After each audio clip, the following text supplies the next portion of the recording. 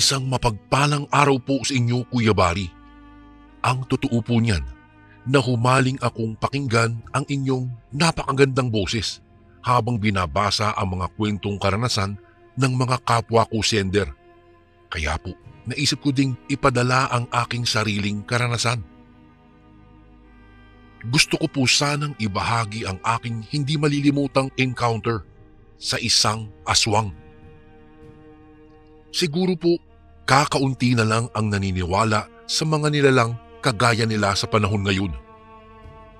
Marahil ang mga tao ay masyado ng matatapang para makipagsagupaan sa mga nilalang na dati ay dilubyo ang hatid sa bawat nilalang. Ang pangyayaring ito ay naganap taong 2004 sa isang baryo sa Antique. Siya nga po pala, tawagin niyo na lang po ako sa pangalang Hari.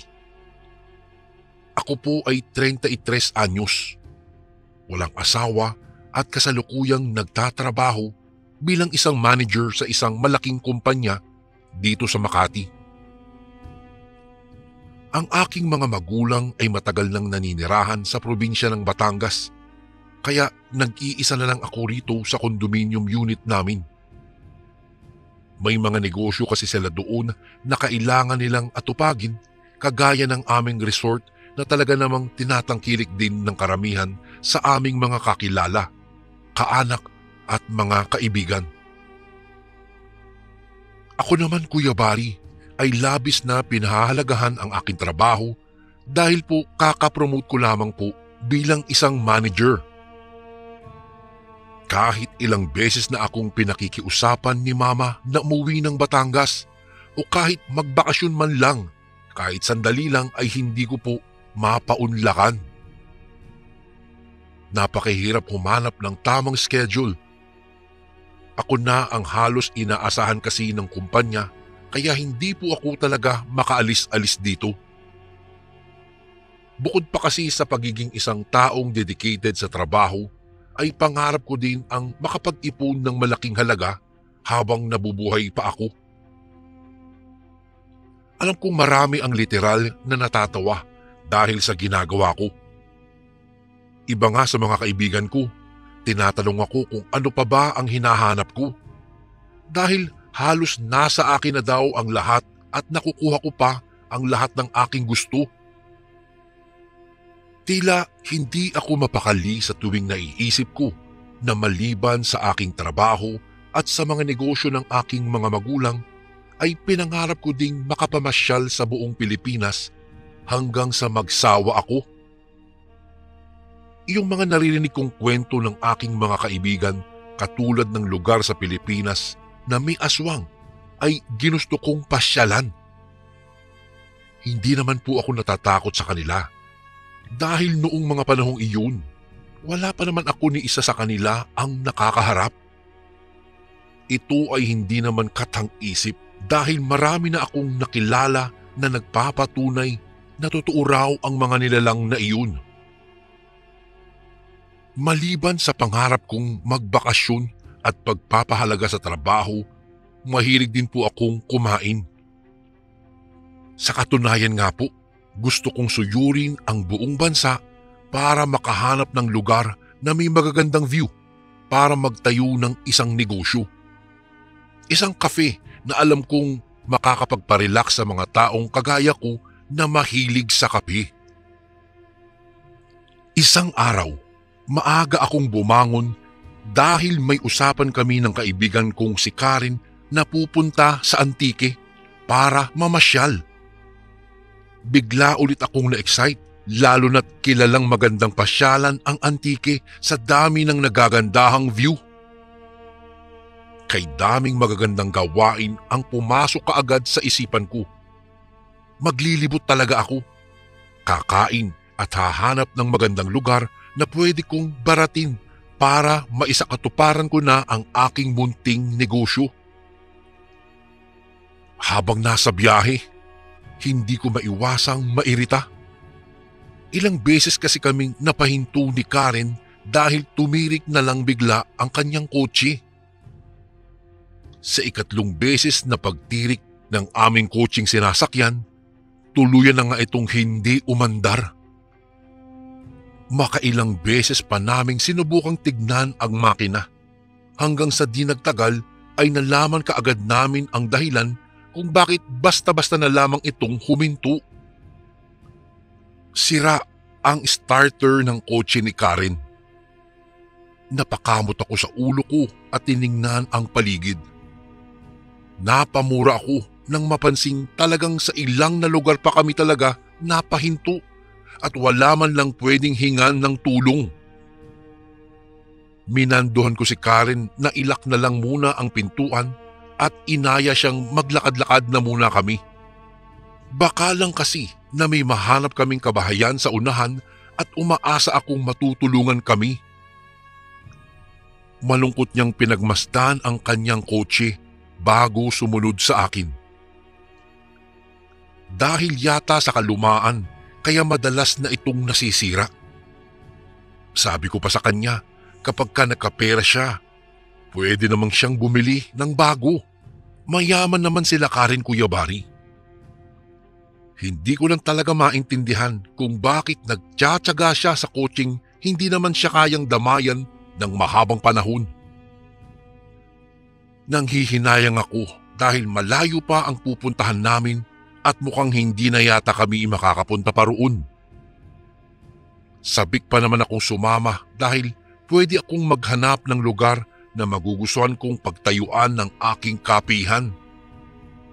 Balita ko nga, maraming nagpupuntang mga banyaga o foreigner sa nasabing lugar, kaya naman nalulungkot talaga ako sa nangyaring pagkapurnada ng lakad namin noon.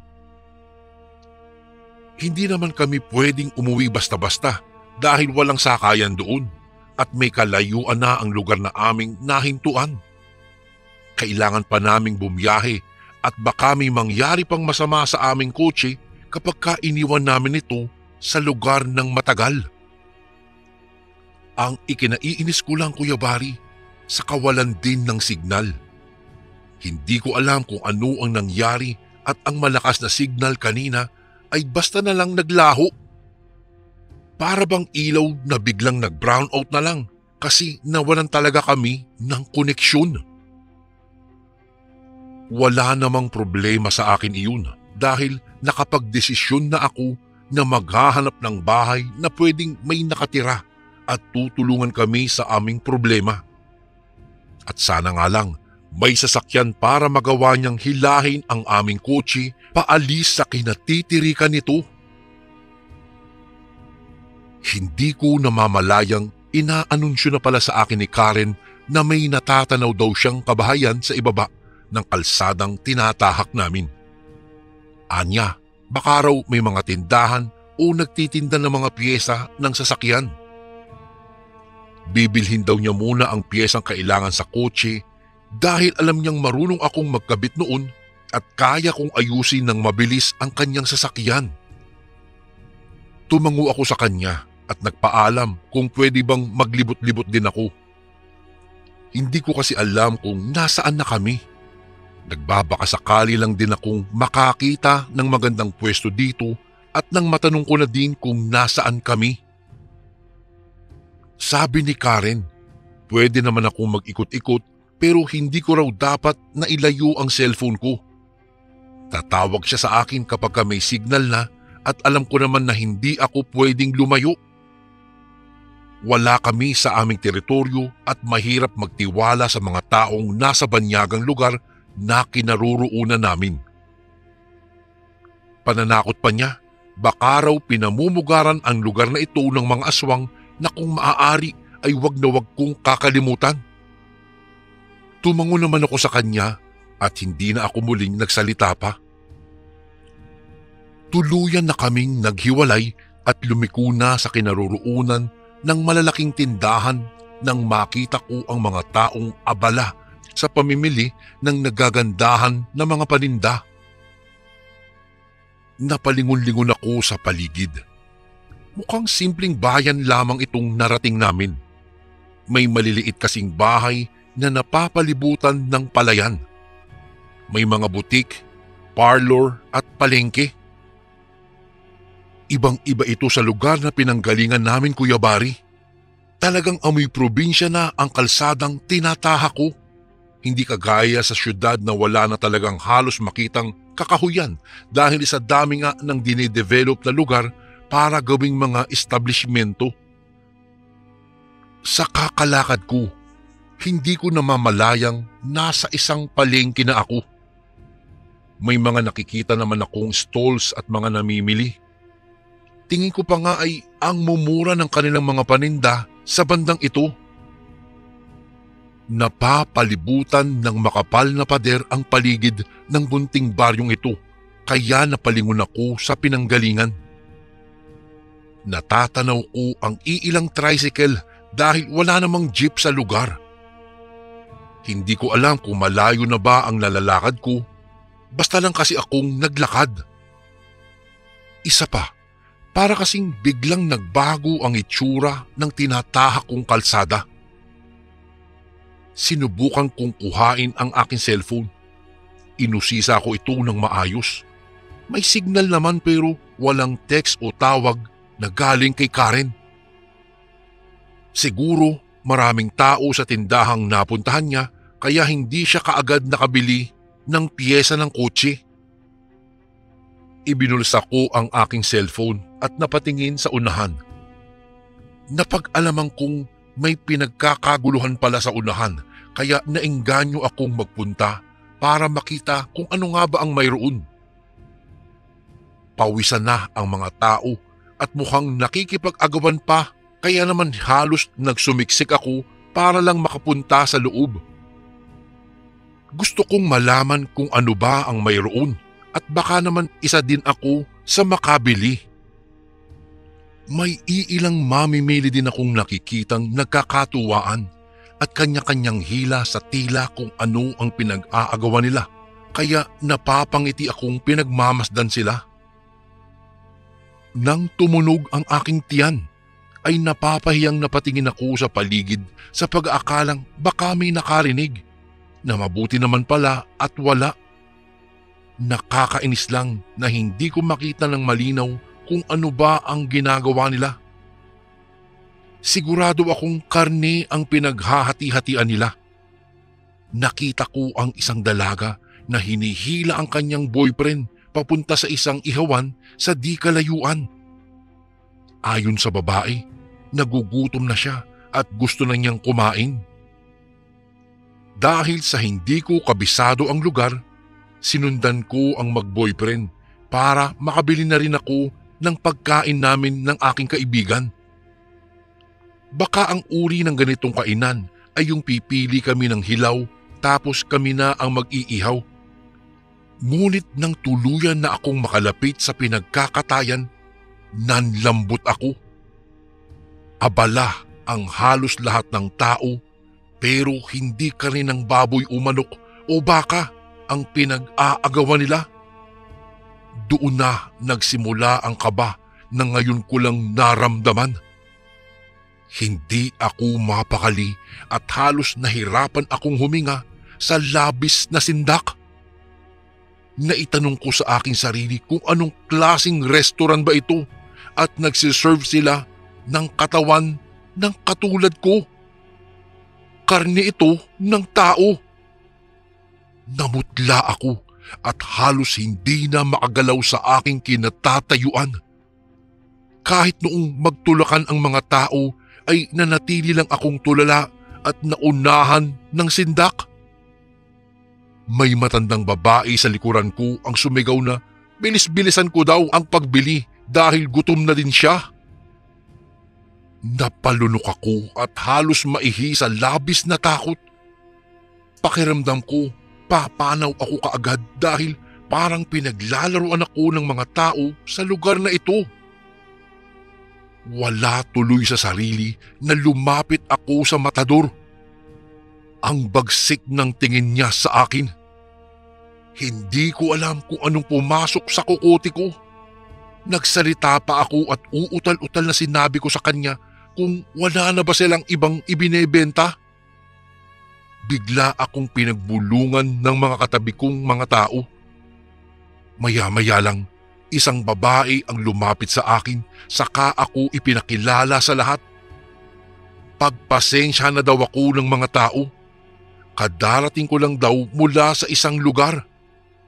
Palibhasa, bago lang daw akong nahawaan, kaya hindi ko pa alam ang gagawin ko. Gusto ko mang umangal sa lahat ng kanyang sinabi, ay naging tahimik na lamang ako. Hihimatay na sana ako kung hindi lang ba ako kinalabit ng isang customer din na nasa likuran ko. Sabi niya, wag na wag ko daw ipapahalatang natatakot ako dahil kapag napansin ako ng mga matador ay baka pagtulungan pa akong daluhungin at lantakan dahil ang lugar na ito ay para lamang sa mga aswang. Mas lalo akong kinilabutan at hindi na ako nakapagsalita pa. Tila nang hina ako sa narinig at nagpalipat-lipat ng tingin sa buong paligid.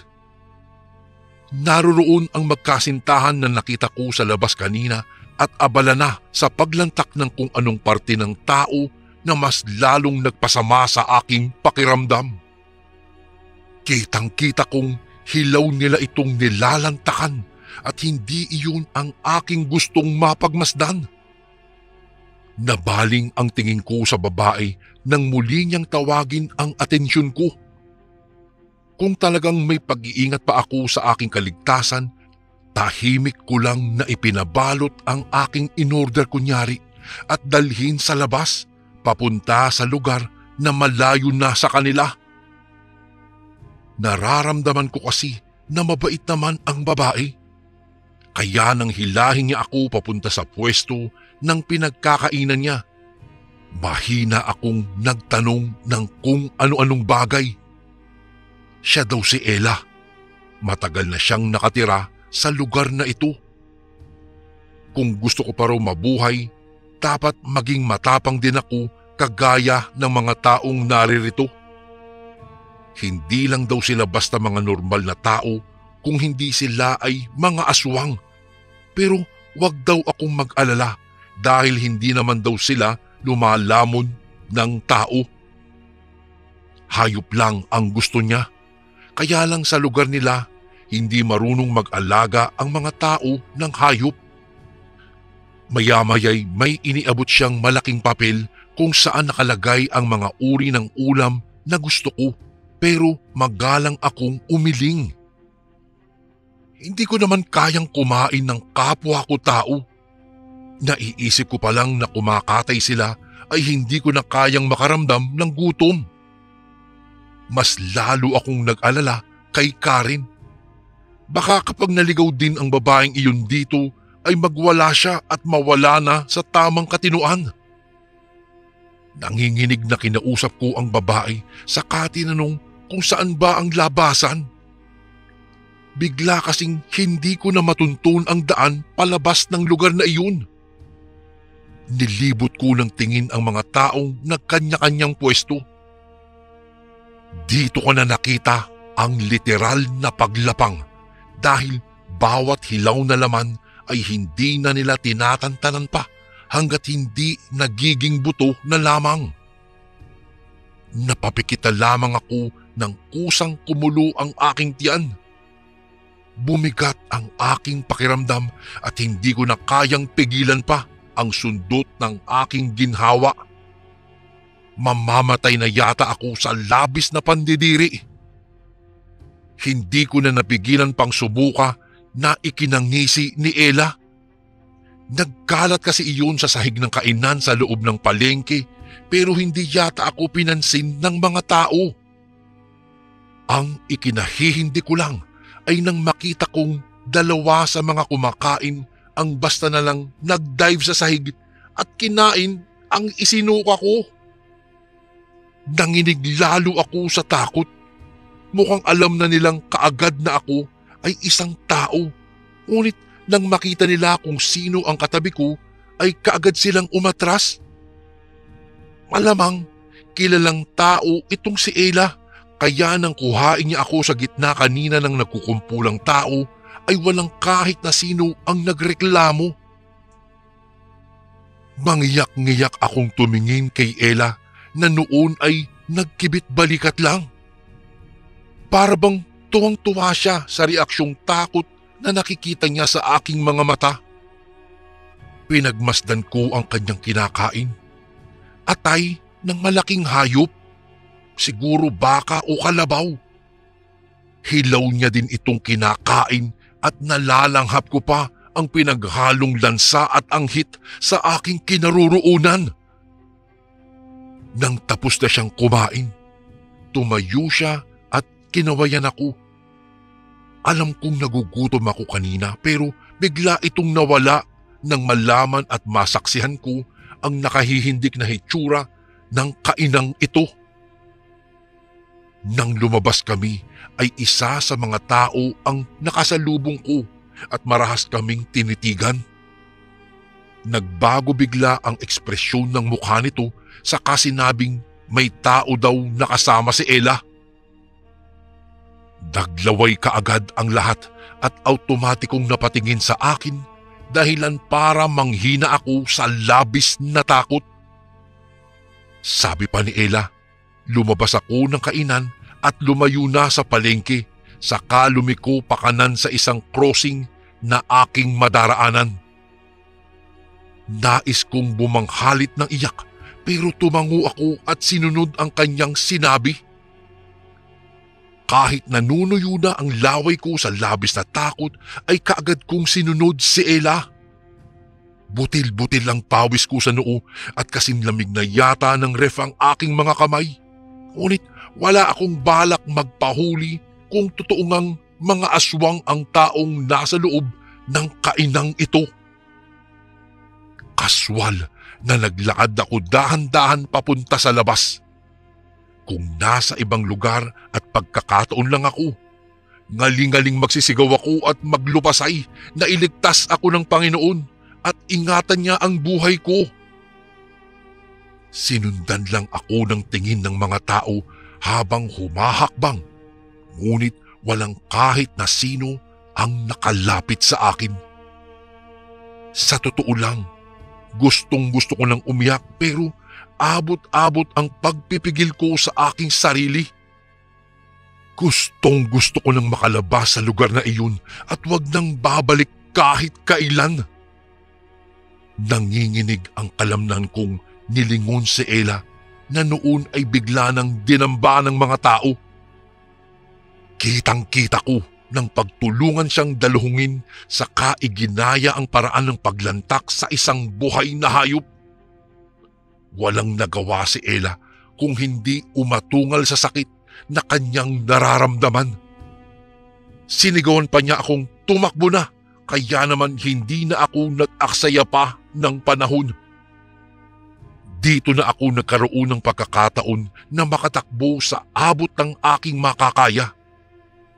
Halos hingal na hingal ako sa paghahanap ng paraan para makaalis lamang. At nakahinga na lamang ako ng maluwag nang tuluyan na akong makalabas doon. Nang makalayo ako sa lugar, tarantang naglupasay sa kakaiyak para lang mailabas ko ang lahat ng takot na naramdaman ko. Si Ella na siyang nagligtas sa akin ay hindi na nakasunod, kaya malamang nilantakan na ng mga aswang ang kapalit ko. Nanginginig na kinapkap ko ang aking cellphone at nagkataong nagre-ring iyon. Si Karen. Tumatawag sa akin si Karen. Anya, okay na daw ang kotse. Nagpasama siya sa mekaniko sa kinaroroonan ng sasakyan at ako na lang daw ang hinihintay niyang bumalik. Napatanong pa siya kung nasaan daw ako. Hindi na ako nagsalita pa, Kuya Bari. Umakyat ang dugo ko sa ulo at wala sa sariling nagtatakbo pabalik sa kinaroroonan ng sasakyan namin. Ngunit nagkandaligaw-ligaw pa ako dahil sa pagkataranta ko, pero mabuti na lang at nagawa ko namang matuntun ang daan at laking tuwa nang magkita kami ni Karen. Gulat na gulat siya nang makita ang aking kalagayan at itsura at napatanong kung saan ako nang galing. Mangiyak-ngiyak kong sinabi sa kanya na nagkandaligaw ako at nakapasok sa isang kainan sa loob ng palengke. Ikinuwento ko sa kanya ang lahat ng nangyari sa akin, lahat ng mga karumal-dumal na nasaksihan ko. Pati si Ella ay naikwento ko rin sa kanya na hindi ko man lang naisama ng buhay dahil mukhang nilantakan na siya kapalit ng buhay ko.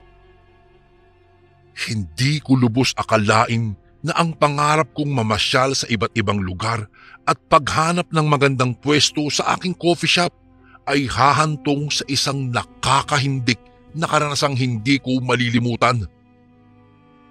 Dahil sa takot ay pinaharurot ni Karen ang kotse at hindi na nag-aksaya pa ng panahon na makauwi. Ang inaalala ko lang, Kuya Bari, ay si Ella. Hindi kami magkakilala pero napakabuti niya. Alam kong iniligtas niya ako, ngunit siya naman ang napahamak. Sana matahimik nawa ang kanyang kaluluwa. Hanggang sa makarating kami sa bahay, hindi ko magawang magsalita na. Sobra talaga ang trauma at ang takot na aking nadarama na halos hindi ko na magawang ipagsabi kahit kanino ang nakahihindik na karanasan ko tungkol sa kainang iyon sa palengke na pinamumugaran pala talaga ng mga aswang.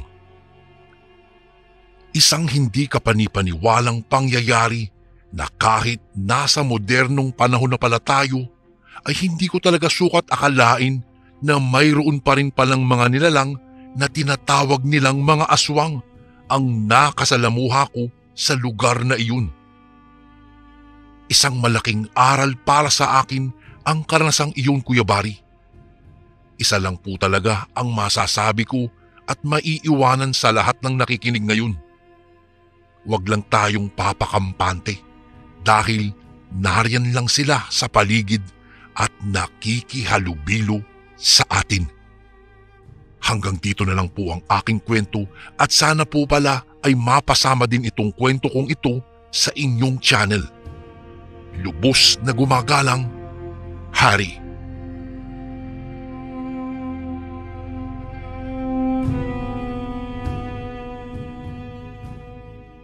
Isang magandang araw po ang sumainyo mga kasundo, lalong-lalo na sa inyo, Kuya Bari.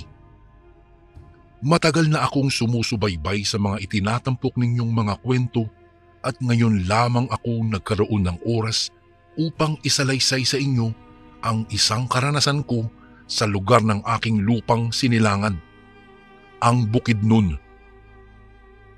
Siya nga po pala, itago niyo na lang po ako sa pangalang Ronaldo.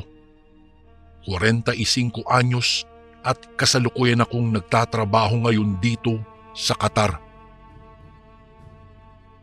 Pamilyar po ba kayo sa nilalang na tinatawag na maninilong? Halina't makinig dahil naririto ang hindi ko malilimutang karanasan sa nilalang na ito. Oo nga pala, medyo nakakadiri ang nilalaman ng kwentong ibabahagi ko po, kaya pasintabi na lang po sa mga nakikinig. Taong 1900 at siyam na po nang nangyari ang kwento kong ito. Nasa edad 12 anyos pa lamang po ako noon. Nasa ika-6 na baitang sa elementarya. Mayroon akong lolo na itago na lang natin sa pangalang Eloy. Sa panahon na iyon, Kuya Bari, 70 anyos na ito at ang kanyang asawa na si Lola Miling ay nasa 77 naman. Kahit sa kanilang katandaan, mahilig silang maglako ng mga gulay na napipitas mula sa kanilang mga pananim. Kahit pa sinasaway na sila ng kanilang mga anak at apo, kasama na ako roon, ay ayaw nilang magpaawat, gawa ng ito na raw ang nagsisilbing ehersisyo ng kanilang mga katawan. Minsan, sinasamahan ko silang maglako kung wala naman akong pasok sa eskwela. Hanggang sa isang araw, nagkasakit si Lolo Eloy. Pabalik-balik na siya sa ospital, subalit hindi naman gumagaling. Hindi ko rin alam kung ano ang findings ng mga doktor na tumingin dito dahil nga sa bata pa po ako noong mga panahong iyon. Hanggang sa naibenta na ang huling lupa na pagmamay-ari ni na lolo para lamang maipagamot siya, subalit hindi pa rin nalunasan ang kanyang sakit. Noong araw kasi Kuya Bari ay pahirapan ang pagpunta sa mga ospital gawa ng nangangailangan ng malaking halaga ang magpagamot sa doktor. Hindi katulad ngayon na mayroon ng PhilHealth. Hanggang dumating na sa puntong nakaratay na lamang sa banig si Lolo Eloy. Ayon kina nanay at tatay, naparelisa daw ang kalahating katawan ng aking lolo. Hindi na rin siya nakakapagsalita ng maayos at nangangailangan siya talaga ng masinsinang pag-aaruga. Kaya isang araw ay kinausap ni nanay ang Lola Miling. Nais ni nanay na sa amin na lang muna sila tumira, ngunit ayaw ng lola. Nay, doon na muna kayo sa amin para naman matutukan ko kayo ng tatay. Medyo distansya kasi mula rito ang tahanan namin eh. Tsaka hindi ko kaagad kayo masisilip kung may kailangan kayo. Ang saad ni nanay kay lola. Anak, huwag mo na kaming alalahanin pa ng iyong itay. Kaya ko pa namang bantayan at alagaan siya. Isa pa, hindi kami sanay ng itay nyo na iasa sa inyo ang lahat. Tugon ni Lola kay nanay at ngumiti na tumingin sa akin. Pasamahan mo na lang ako rito kay Ronaldo tuwing gabi para naman hindi ka gaanong mag-alala pa. Dagdag pa nito. Naku naman, nay naman. Matanda na po kayo at alam niyo po, panahon na para kami naman ang mag-alaga sa inyo. Lalo na ngayon, may sakit pa si itay. Subalit kung yan ang inyong pasya, iginagalang ko naman. Basta, huwag kayong mag-aalinlangan na utusan si Ronaldo kung may kailangan po kayo. Araw-araw pa rin naman akong dadalaw dito para paliguan si itay. Tsaka papunta rin naman dito yung ibang apo ninyo. Tugon naman ni nanay. Kuya Bari, ang ibang kapatid ni nanay ay nasa malayong baryo na naninirahan, kaya minsan lang sila nakakadalaw kina lolo at lola. Gabi-gabi akong nagpupunta sa bahay ni na lolo at lola para samahan sila. Tinutulungan ko din si Lola Miling sa pagpapakain kay Lolo Eloy. Kung wala naman akong pasok ay doon ako tumatambay sa kanila. Ako rin ang nakatoka sa pagputol ng mga kuko ni Lolo. Madali lang kasing humaba ang mga kuko niya, kaya sa loob ng isang linggo ay halos 2 beses ko iyong pinuputulan. Kapag nasa bahay naman ni na lolo't lola sila mama at papa, ay sumasama ako kay Lola para maglako ng mga gulay. Ako po ang tagabitbit ng mga gulay at si Lola naman ang nagbebenta noon sa kanyang mga suki. Isang araw, biglang nahilo si Lola habang naglalako kami. Ay, Apo, Ronaldo, ikuha mo naman ako ng tubig na maiinom. Mahinahong wika ni Lola Miling sa akin. Kaagad naman akong tumalima. Sa pagtingin ko sa lagayan namin ng tubig ay nasipat kong ubos na pala ang dala naming tubig na inilagay sa dating lagayan ng ketchup.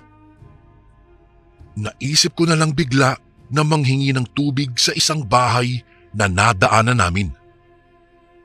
Binigyan naman ako ng tubig ng isang batang babae at kaagad ko iyong ipinainom kay Lola.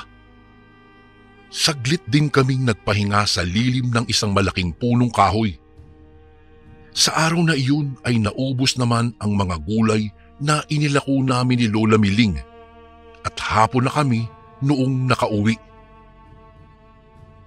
Sa pag-uwi namin ay sinabi ko kay nanay ang nangyari kay Lola. Kaya naman ay simula noong araw na iyon ay pinagbawalan na ni nanay na maglako ng mga gulay si Lola. Ayaw sanang sumang-ayon ng matanda, subalit ipinaintindi sa kanya ni nanay na dapat na siyang tumigil para magkaroon pa siya ng iba yung lakas na maalagaan pa si lolo. Hanggang sa isang gabi, inatake si lolo ng matinding pag-ubo. Paulit-ulit na pag-ubo ni lolo. Si lola naman ay kumuha ng tubig at ipinainom kay lolo. Nakita ko rin ang pagpatak ng mga luha ni lola gawa ng pagkaawa sa kanyang asawa. Ako man, Kuya Bari, ay ganoon din ang nararamdaman. Nais kong pawiin ang hirap na dinadanas nito sa pag-ubo gawa ng ramdam kong tila naninikip na ang dibdib nito. Subalit ano nga ba ang magagawa namin? Sa tuwing iniihit ng ubo si lolo ay hinahagod ko ang kanyang likod.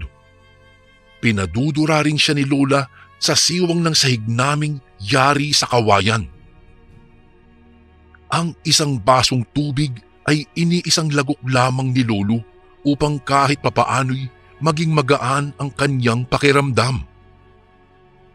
Halos hating gabi na rin kaming makatulog. Saka pa lamang kasi dahan-dahang tumitigil ang pag-ubo ni lolo nang dinagdagan ni lola ang kanyang unan sa ulo. Halos gabi-gabi ay ganoon po ang sitwasyon ng lolo Eloy. Nahahabag ako sa kanya at tanging pagdarasal lamang ang nagagawa ko sa mga oras na iyon, Kuya Bari. Isang gabi na malakas ang hangin at umaambon. Inatake na naman ng pag-ubo si Lolo Eloy. Ang kanyang mga idinudurang plema ay mayroon ng kasamang dugo. Sa puntong iyon, kinabahan na ako kaya nagpaalam ako kay Lola Miling na sasaglit muna ako sa bahay upang puntahan sina Mama at Papa. Pagdating ko po sa bahay ay kaagad kong ipinaalam sa mga magulang ko ang nangyayari kay Lolo. Kaya naman ay nagmamadaling nagtungo sila sa bahay ng mga matatanda. Nagpahuli na lamang ako na bumalik doon dahil sa nagbihis pa ako ng aking damit. Sa pagtungo ko sa bahay ni na lolo't lola ay may natanaw ako sa silong ng bahay mula sa kanilang bakod.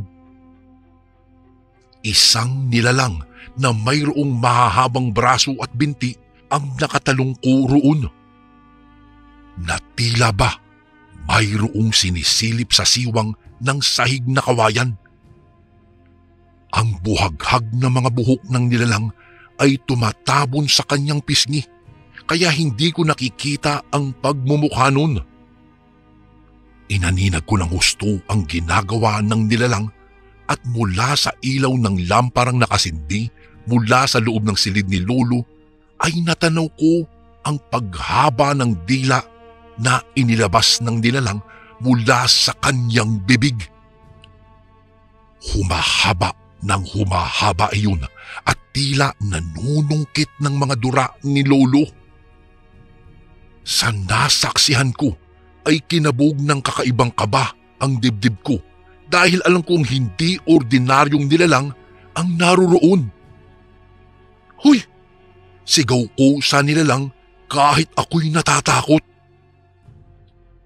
Napatingin iyon sa gawi ko at mabilis na nilisan ang silong ng bahay. Sinundan ko iyon ng tingin, subalit naglaho na ito sa dilim. Patakbo akong pumanhik sa loob ng bahay at kaagad na sinabi kay tatay na mayroong nilalang sa silong. Tinungo naman ni tatay ang labas at ang sabi wala naman daw siyang nakita roon. Noong inilarawan ko sa kanila ang nakita ko, kaagad na napagtanto ni nanay kung anong uri iyon ng nilalang. Si Lola naman ay tila nabalisa gawa ng labis ang kanyang pag-aalala sa kalagayan ng kanyang asawa. Dahil sa pangyayaring iyon, tinakpan ni nanay ng makapal na kumot ang sahig para hindi na masilip ng maninilong si Lolo. Nilagyan na lang ni nanay ng lata ng sardinas ang tabi ni Lolo upang doon na lamang siya dumura. Ay, hindi talaga maiiwasan na mayroon maninilong ang sasalakay dito. Para kasi sa kanila ay napakabango ng amoy ng iyong lolo. Kaya kailangan natin siguraduhin ang kapakanan ng iyong lolo. Heto anak, huwag mong ihiwalay yan sa tabi mo sa tuwing sasapit ang gabi. Maaari mong ipanlaban ang itak na yan sa maninilong. Seryosong saad ni tatay sa akin ng mga sandaling iyon, Kuya Bari, habang ibinibigay sa akin ang isang matalim na itak. Tatay, ano po ba yung maninilong? Tanong ko dahil wala talaga akong kaalam-alam tungkol sa kung anong maninilong na tinutukoy ni tatay. Ang maninilong ay isang uri ng aswang na tanging mga nanghihina o may mga sakit lamang na tao ang binibiktima nito. Meron itong mahabang braso, buwaghag na buhok at mahabang binti. Gamit ang mahabang dila nila, dinidilaan nito ang mga idinudurang plema o dugo ng isang taong may sakit. Ang ginagawa nila ay inaamoy-amoy ang biktima. Tila isang bitamina ito para sa kanila at nadaragdagan di umano ang lakas ng maninilong sa tubing nakakaamoy ng taong may malubhang karamdaman na nakaratay na lamang sa banig, gaya na lamang ng lolo mo. At ang mga durang inilalabas ng mga may sakit ay katakam-takam talaga para sa mga maninilong. Mahabang salaysay ni tatay. Ano po ba ang dapat nating gawin upang maiwasan ng isang maninilong, tay? Tanong ko naman muli. Kailangan lang natin linisan palagi ang iyong lolo at huwag hayaang makasilip ang maninilong sa kanya. Sagot ni tatay. Ilang linggo rin na bantay sarado ng mga magulang ko ang aking lolo, Kuya Bari. Subalit nang magkasakit ng lagnat, yung bunso namin ay natigil sa pagtungo sina mama at papa sa bahay ni na lolo. Isang gabi na sinusumpong na naman ng ubo si lolo ay may naramdaman akong may umaaligid sa bahay. Batid kong nahihirapan ng huminga si Lolo Eloy gawa ng ang kanyang mga balikat ay halos umabot na sa kanyang tenga sa tuwing lumalanghap siya ng hangin. Sunod-sunod na rin ang pagdura niya ng dugo. Awang-awa ako sa kalagayan ng aking lolo. Nasipat kong wala na sa tinutulugang sahig ni lolo ang makapal na kumot na itinabing ni nanay doon. Maya-maya'y isang malakas na pag-ubo ang pinakawalan ng lolo kasabay ng paglabas ng napakaraming dugo mula sa kanyang pagdura. Naku lolo, mukhang kailangan na namin kayong dalhin sa ospital . Mahinang saad ko habang hilam sa luha ang mga mata. Sa puntong iyon ay 2 na lamang kaming gising ni lolo dahil si Lola Miling ay pinatulog ko na sa kabilang silid para naman makapagpahinga na rin siya.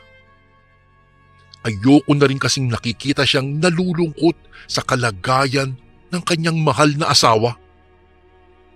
Apo, Ronaldo, utal na wika ni lolo. Sa ginawa niyang iyon ay nagulat po ako. Hindi na kasi siya nakapagsasalita ng maayos. Ngunit sa puntong iyon ay maayos niyang nabanggit ang pangalan ko.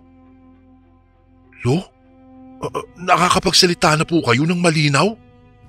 Maluha-luha akong tugon dulot ng aking kagalakan. Ako ay, sa tingin ko ay hindi na ako magtatagal. Nararamdaman ko na ang aking katapusan. Ipangako mong aalagaan mo ang iyong sarili, apo. Sikapin mong iwasan ang mga bagay na makapagbibigay sa iyo ng lungkot. Lalahanin mo ang mga masasayang araw na malakas pa kami ng lola mo. Nang sa gayon ay tanging mga positibong bagay lamang ang iyong madala mula sa mga ala-ala sa amin sa iyong pagtanda. Malinaw at maayos na pagsasalita ni Lolo hanggang sa inatake na naman siya ng sunod-sunod na pag-ubo. Kahit puno pa ako ng pag-alala at pangamba sa nakikitang kalagayan ng aking abuelo, ay may saya pa rin akong nararamdaman dahil narinig ko ng malinaw ang kanyang pagsasalita. Hanggang sa sumapit ang hating gabi. Kahit umuulan ay naririndi ako sa ginagawang ingay ng mga asong dinala doon ni tatay noong nakaraan. Hindi kasi ito mapakali at panay ang kanilang pag-alulong. Sa isiping baka naroroon na naman ang maninilong ay pumanaog ako dala-dala ang itak. Doon ako dumaan sa may pintuan sa likod sa kusina. Sa pagyuko ko upang silipin ang silong ay nakita ko ang aswang na dinidilaan ang mga plemang idinura ni Lolo. Nasa konsentrasyon iyong pinapahaba ang dila upang makuha ang mga dugo na inilabas ni Lolo. Doon sa may siwang ng sahig. Bawat plema na idinura ng aking abuelo ay may halong dugo at mukhang sarap na sarap pa sa pagdila ang maninilong na iyon. Hindi na ako napansin ng nilalang na nasa likuran na niya. Gawa ng abala iyon sa pagdila sa mga plema na nakakapit sa siwang at pati na rin ang mga dugong tumutulo doon. Kahit nanginginig ay ubod lakas kong tinaga ang maninilong. Tinamaan niyon sa dila at naputol ang kalahati nun. Bigla siyang napatigil sa kanyang ginagawa at napalingon sa gawi ko. Dahan-dahan siyang umatras at umalis sa kanyang kinaroroonan. At noong makaalis na sa silong ay paatras na umusad ang aswang. Hanggang sa biglang nag-iba iyon ng anyo. Gulat na gulat ako, Kuya Bari, nang tumambad sa aking mga mata ang nanghihina na si Lola Miling. Sa labis na pagkabigla ay hindi ako nakagalaw o nakapagsalita man lang. Hindi ako makapaniwala at hindi ko nais na maniwala sa aking nasaksihan. Hanggang sa kinapa ni Lola Miling ang kanyang mukha, hinimas ang kanyang mga braso at binti, inayos ang mga buhok niyang nagkalat sa kanyang mukha, saka marahang nagwika.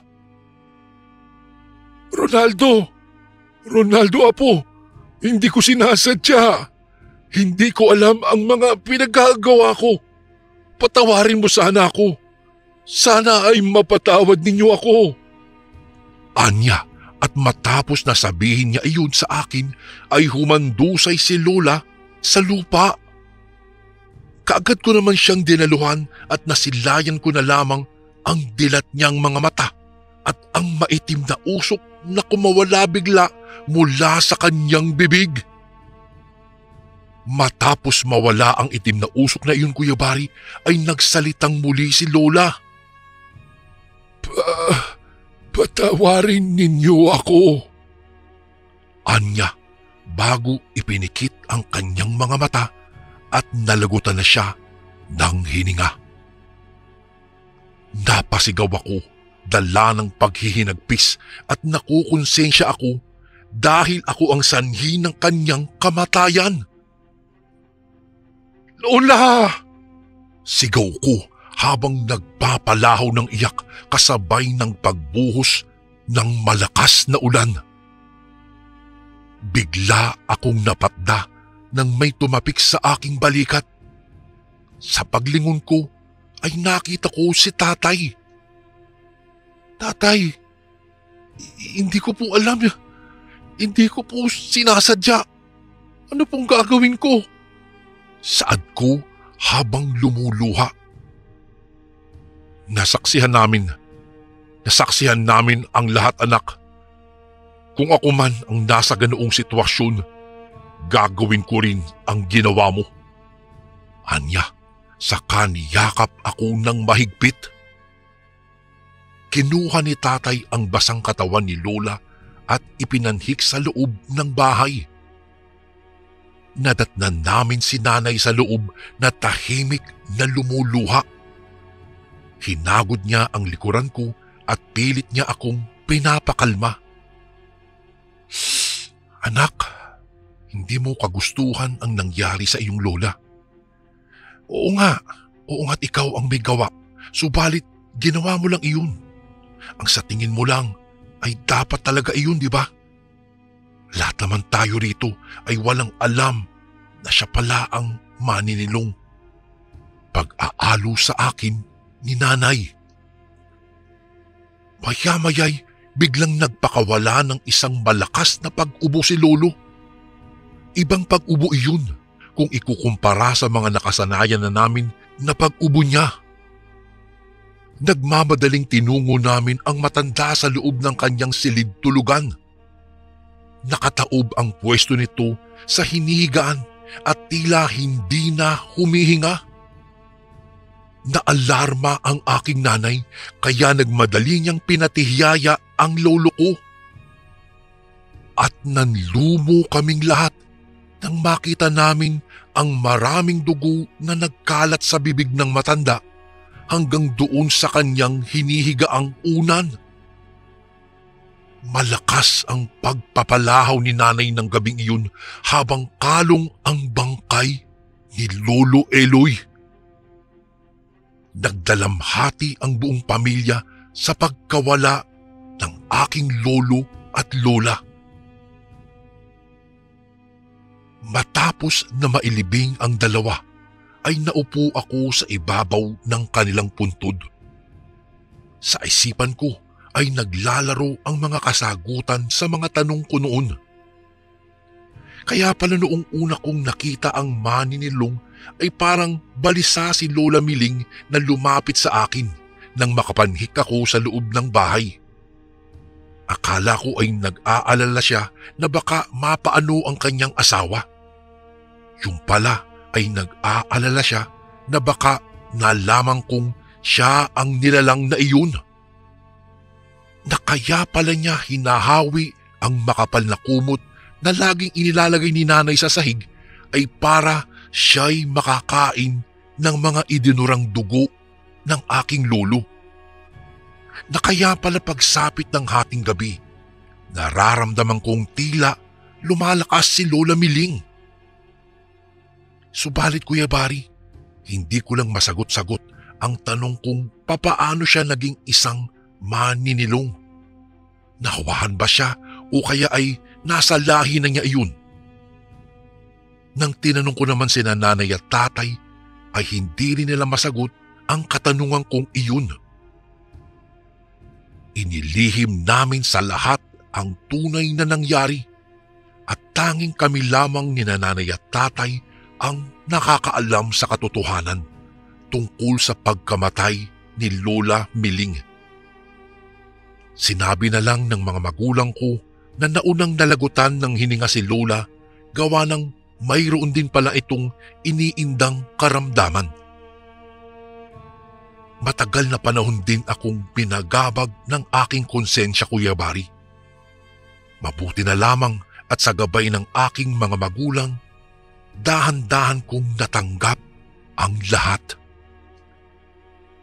Ngayon pong 45 anyos na ako at sa edad kong ito, patuloy ko pa ring inaalala ang mga pangyayari ng gabing na maalam sa mundong ibabaw ang aking lolo at lola. Masakit pa rin para sa akin ang sinapit nila. Gayon din ang katotohanang isang aswang ang lola ko at siya rin mismo ang maninilong na bumiktima sa kanyang asawa. Kahit ganoon pa man ang katotohanan, Kuya Bari, ipinagmamalaki ko pa rin sila at hindi ko maitatanggi na mga kadugo ko sila. Dito ko na po tatapusin ang aking kwento, Kuya Bari. Salamat po ng marami kung sakaling maisingit niyo po itong kwentong ito sa inyong channel. More power po sa Ang Sundo Horror Stories, and God bless po sa lahat ng kasundong nakikinig ngayon. Lubos na gumagalang, Ronaldo.